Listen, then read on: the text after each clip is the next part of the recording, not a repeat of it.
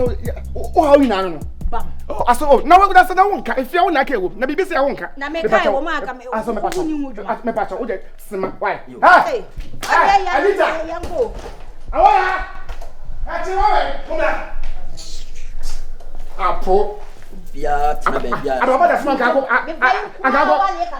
mutam na bo abre wa by force awa ya mi nya ba kono fo tie komo ni se so ewia so bi to ansa fa hye ni busuefo wate kwa manase ana kwasia so no emi ani kura osun me tafia na me mi kura me ntami ami fia masim na me sa ma enkoso ma eti fia no aka me abo apa he oba pa bi me yene ne masenum kire se efia se na wo wote na woto amade so wo ba ha no o me bia gogo ya amobo prasa wo ba manes wo ma mo nya bi haba antene oba so ko wale pa ko liku fie se kwa gina home wotu ai minu pa emema no ma da nyina minim tede na me mpana nyima he minim wo wale miensa ana menu awu ana ba ko da ofie kwa nkenchew oba pa bi minu ni kasa nkyeremu minu ni ana bia me no ntohye na me no wansi blog bia me sel pakonya me he fi akọ me hian omo su omo nkwa we wo je du a wo problem ye wo su wa mpa me ba me pa me ma mo se ma ori aso bi so ma ni dia so ma ne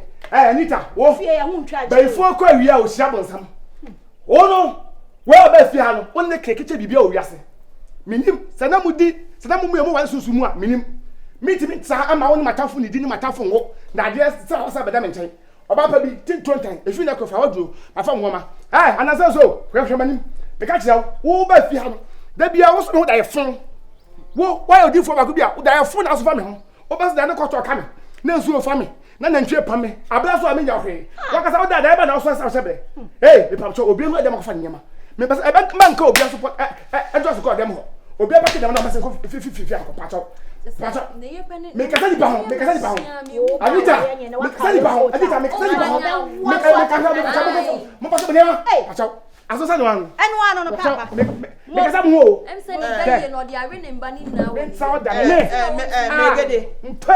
Megede me pa cha wawi so me ka sa den so gina manum wo mu ma me ka da mu no ma me ka da ne bo atwade ti me nya nwa ma me awo ya ka da di na tam nti me ka sa ka sa na minim obodam no bi ma me o be me na ka wa kuma minu ni asem bi aka se yemi ansa nyina ye wrade mu wo pa twajatu efie num na hie nyina ye mfra mu wrada dem che so mo nya o ma ade amu ya no aso the country aso me de me baba ko ade bi ho no mo we ekwe na aba no eye ho mu ntokwa enya ho na mani so yo we na me na mo sa no mo twa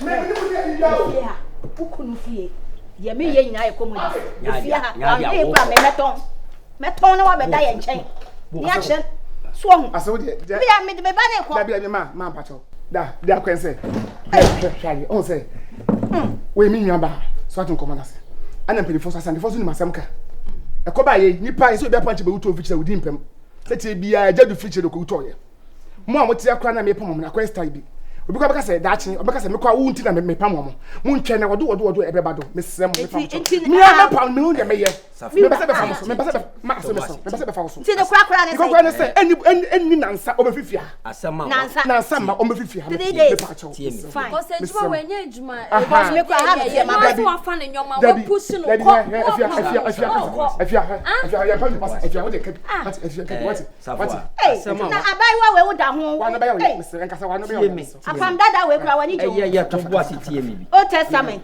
what did wan kwa na asem wo kan atoma dwima che se me ka kire won se nkasa wo de se na asem wo kan kire se aso wa aso pa cho obetu wo mafria metu unyim che opa anyim akoto enti ti abati tie ya o ye nyina nkran ni mo se tenkran manim ketu yi me se wudi bebem no ekro ma fa wo bodi ko ni sa obi wo bodi se bia wo kwa da mapa mi nwa ba de me sira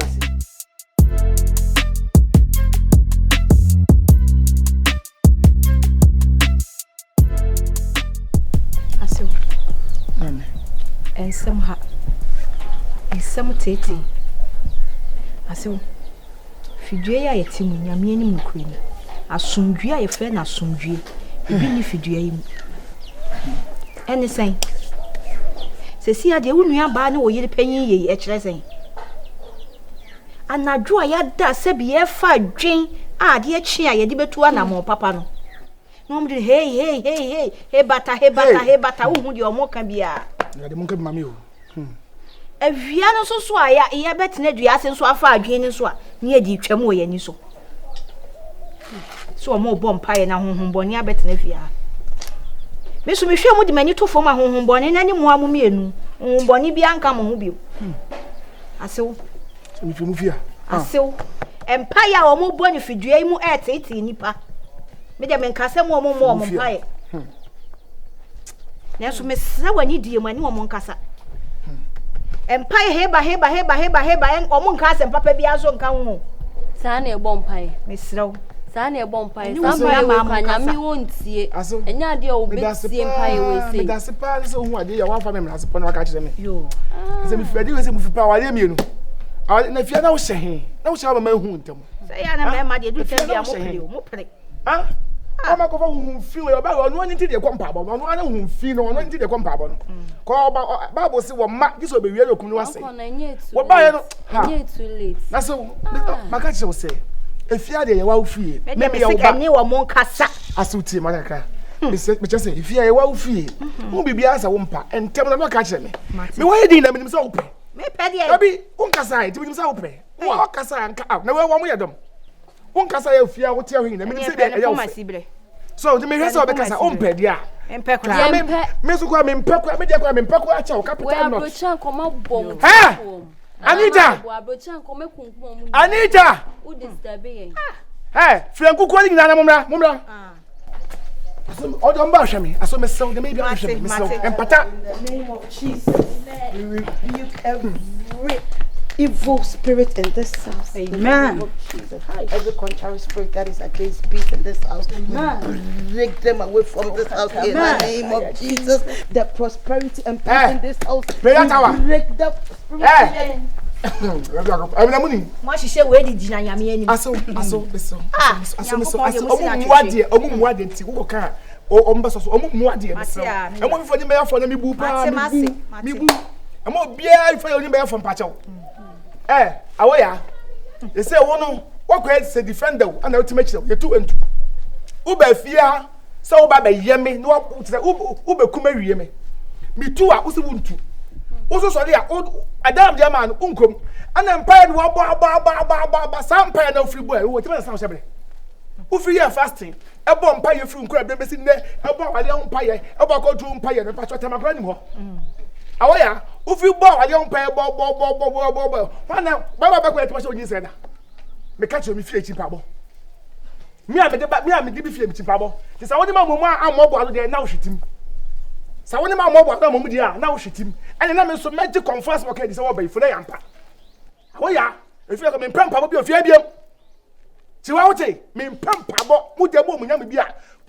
mo ko hye pepo so na bra sampa ye de wati mi anaso abadam atiwa tiwa me catch me sabu wo baye na wo me catch you se me kesa na to tuma me di wo no wati wanim se zugu pepo wati sa wo mo asa me catch wo me fia me tipa wo we munyam ya so nyam so pa bo na si fie we if you also sika wo Anita if you also sika wo enana kasada me nyiwa but if you also sika wo wo so take wo wa bo na be me bless if you na no jama ni me asa dia wo na si fie no wo jade wati wa bo da basi suta ya wa da mama bi no mo kan wa ba da fi pa cha wo sita if you me ni munyam ni twaka munyam na so aso mo pa ti me bo ni pa wa mo amo na mo je ona nyam haba bo mu na kwa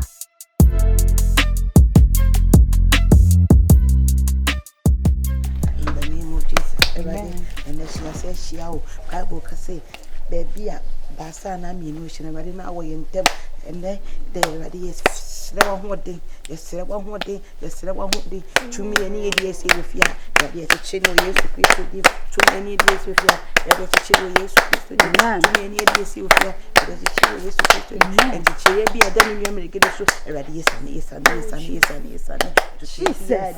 gede so ready yes fire fire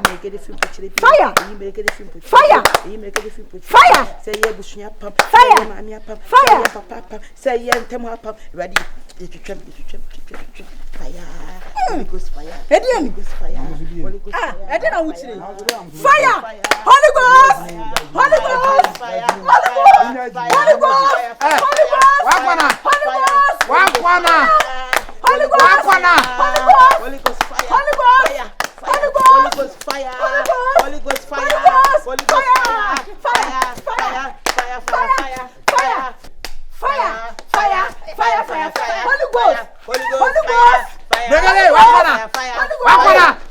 Hey,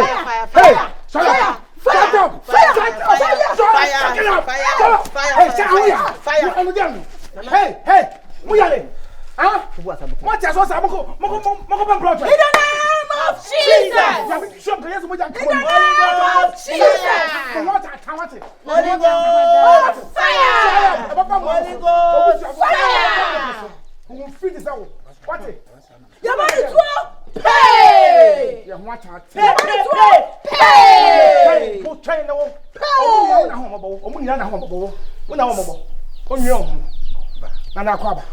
Kasa ibija wajina na plan. Ana be plan. Nesa we ne basara. Omo yesa na abosonfo ne bresa. Ya na enia ho. Mo. Fire. Yabo mutuo. Hey. Ana so do ba yesa Ma o mama kosa we. ana se me no mo nya adwen. Si tutu enti ko bi bewu enti ko bi wu. Mo ana mo bewu o. Mo ni ya mo ye wo da. Hey. Obi ntu am na mo bi koto mo. Awo ya hechewa. Holy Ghost fire. Otie me. Omo kunu ma ye dia ma medodo be. E basara na na mo kosa na me haye me. Ana wonya be ya chi. Oni koto. Be ye no nya ma. Yami onkonko na wiki wo. Yabo mutuo. Yami onkonko na wiki wo. Yami onkonko na wiki wo. Oye pay bullet be ya ba o jimi. Wa jimi sa. Yabo mutuo pay the shop ni pay. Hey, who anti-ballistic missile? Hey, Who anti-ballistic missile? Pay. Nana me pam. Me ka tell. Nana me pam to no. Masa ko ye honhom ni pakura no. Ni wi ni ala di. Mo wa so na na no ma fra me sa ase ade a wo bi ko so ase me mra. E ba sa na me haye me ya. Afra ne be ye tintim. Me se onya be ye ni osa. Nana pa cha. Yo so se bi ni abana. Ti me se wo. Edi wa. Da jimi na me da wo jimi no na me da nipa hu na nim. Mo disturb nipa pisa kwasa se me no. In the name of Jesus. Jimi. Holy Ghost fire. Jimi na wo jimi. Holy Ghost fire. Fire.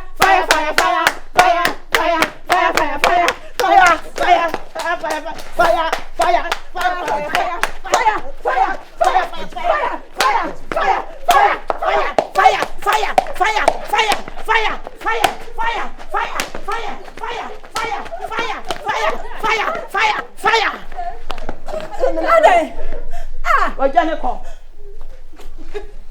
Yabo na chiaka.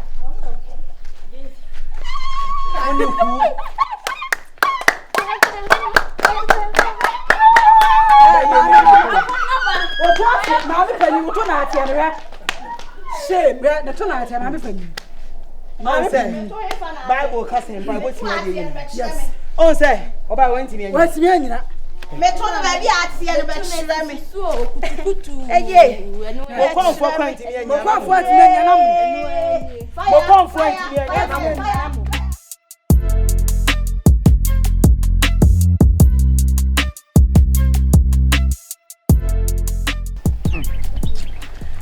Anita, Samu kuma. say you didn't come over feel cry. Na aye. Oh, say Empire Boy Juma. Hey, kuma. You see the power of prayer? Hey. Akuma se sanka wa bank asami ka mewu. Ah. It's me bomb pie ma comfort because I can't answer. Oboa Akanensa. Na wo comfort. o say abosom na ko Amana kanensa. Wo tumi. Wo na wo so shuma omo den. Enso wuntime nkyere ba yie. Eye me won won po. Yes me bomb pie am na kan sa dia. Aka won sa dia. I say we yedi more hit ku comfort no so. Akuma me kwana pese me ka se me cho. Say no. Wo hwemu a comfort no ne ayi me kunu. Ena aye ho na wo ye de wo di said me say ese woni bre comfort no so. Me de me susu say o sa so ne ma me comfort no link. Yes. What say na koye? I spell circle. Una do ema me susu. A dress circle. Na comfort ne be fie on. Ah no wo ka se wo ye be fie on. Wo hu de no sa ne ma me no mo ye. ye hunu say yempa boy ye adwuma ye be fa ne se pills anopa wie anwumre anadwosuom ni kwan se ye me ni hampa bo da because say yampa se menu be ma no so ne konfo no wolenka that means there are secrets. Yes, there must be something hidden somewhere. And I will see to it that adie bia hinta bia me yaje wa me na piansa na me kwa mako because one thing is a because anya normal we dey we ha me kunu wo je wo mo tiatia no rough of comfort pa wo so ye comfort wo see awu suman woni ati wo timi tiatia bu ni fie. There is a link. I see anything that baby bia ye yiri ye ho mpa ebu mo pa na me so no me na say sometimes we nya abotre ordinary talk aba any kwan say me fie no ko wo ye kikiki na no wanya power na me mu awe me say me won say kuma me ma used to talk about ma be shine nim din nipa nyu megede what wo yire ho kama osima kofa aka Beneza wo ya to ho so aka one full stop aka Beneza question mark ni ba kashe mu hema say well na me ne ye ja ye ho nyame ne hene ba ye so ye ja ye ho say ye defend so aya bread wo ma rade pa botiefo go so twitwaje ye wate ye Beneza nyame wona wo ka na abemu wona wodi kwase asema no the battle is the loss ye ye wurade ye nim ye yefo ntokwa ye wo de ye ne ahoden papa Yesu humuma mo bo wate Anita say ye who what ya see dear ye be win battle we comfort ni shuman entime nchire be comfort sneakers talk comfort what toge comfort ayi gangster comfort laking wey any case in there any efede e po so de we ko mo bi dia na odi e de no wa guy